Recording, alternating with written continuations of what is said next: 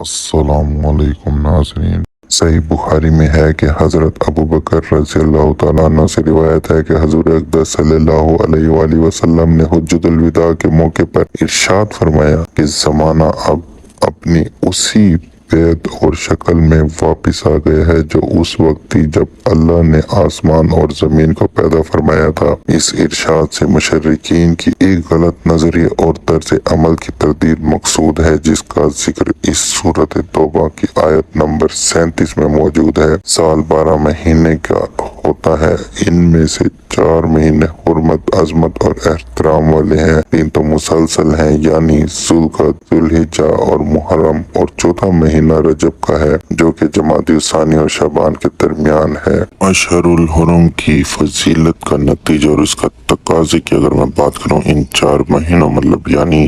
ذوالقعدہ، ذوالحجہ، محرم اور رجب کی عزت و عظمت اور احترام کی بدولت ان میں ادا کی جانے والی عبادات کے اجر و ثواب میں اضافہ ہوتا ہے، جبکہ گناہوں کے وبال میں بھی زیادتی ہوتی ہے۔ اس کا تقاضا یہ ہے کہ ان مہینوں میں عبادات کی ادائیگی اور گناہوں سے بچنے کا بخوبی اہتمام کرنا چاہیے۔ حضرات اہل علم فرماتے ہیں کہ جو شخص ان 4 مہینوں میں عبادت کا اہتمام کرتا ہے اس کو سال کے باقی مہینوں میں بھی عبادات کی توفیق ہو جاتی ہے، اور جو شخص ان مہینوں میں گناہوں سے بچنے کی بھرپور کوشش کرتا ہے تو سال کے باقی مہینوں میں بھی اسے گناہوں سے بچنے کی توفیق ہوتی ہے۔ چونکہ ماہ محرم بھی ان 4 مہینوں میں سے ہے،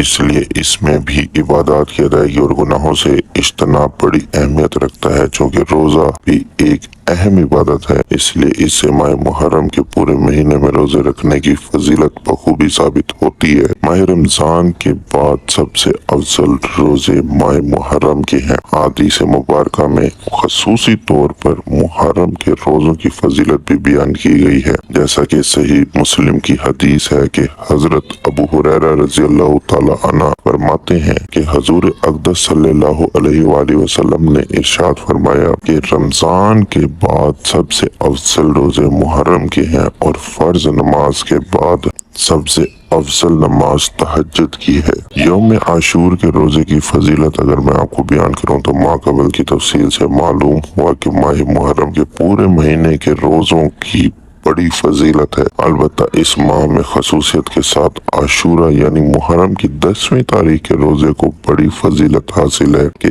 اس دن کا روزہ مہینے کے باقی ایام کے روزوں سے افضل ہے۔ روایات اگر میں آپ کو پڑھ کر سناؤں تو حضرت عبداللہ بن عباس رضی اللہ تعالیٰ عنہما فرماتے ہیں کہ حضور اقدس صلی اللہ علیہ وآلہ وسلم عاشورے کے دن کے روزے اور ماہ رمضان کے روزوں کو دیگر ایام پر فضیلت دیتے تھے۔ حضرت ابو قتادہ رضی اللہ تعالیٰ عنہ فرماتے ہیں کہ حضور اقدس صلی اللہ علیہ وآلہ وسلم نے ارشاد فرمایا کہ عاشورے کے دن روزہ رکھنے سے پچھلے 1 سال کے صغیرہ گناہ